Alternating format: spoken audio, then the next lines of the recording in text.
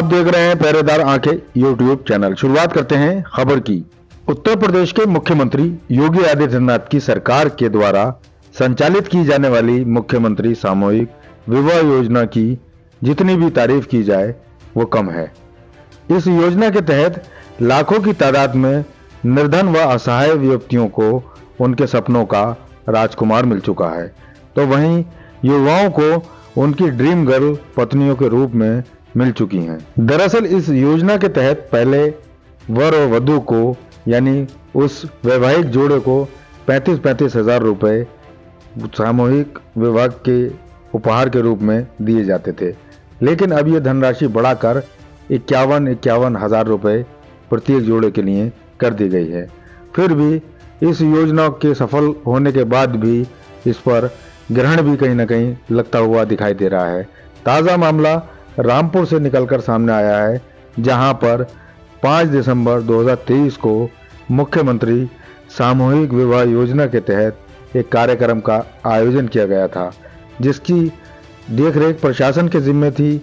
कई दर्जन जोड़ों ने यहां पर शादी रचाई थी, लेकिन उसके बाद भी कार्यक्रम में शामिल हुई 3 बहनों की शिकायत एक व्यक्ति के द्वारा जिलाधिकारी से की गई थी।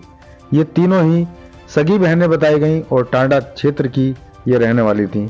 कहा गया कि इन्होंने अपनी मां का नाम दस्तावेजों में फर्जी दर्शाते हुए 51 हजार यानी 1,53,000 की नकदी अपने खाते में प्राप्त कर ली है।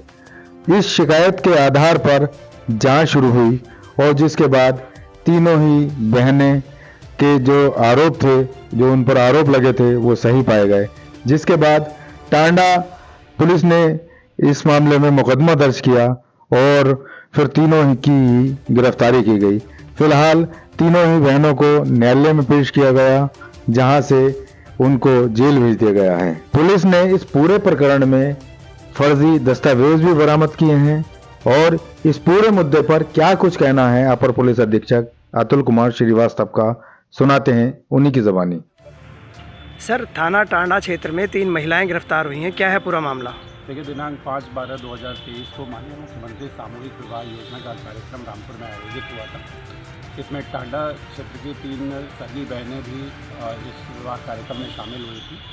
बाद में ये शिकायत प्राप्त हुई कि इन तीनों बहनों ने अपना गलत नाम पता और कूटरचित दस्तावेजों के आधार पर जो इस कार्यक्रम के अंतर्गत लाभ प्राप्त होते हैं उसको किया।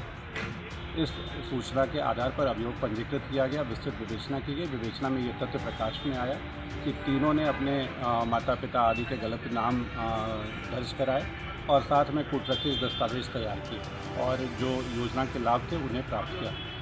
आज समग्र साक्ष्य संकलन के उपरांत तीनों बहनों की गिरफ्तारी कर ली गई है, विस्तृत विवेचना की जा रही है, दोषियों को जेल भेजा जा रहा है और अन्य अग्रिम कार्रवाई की जा रही है।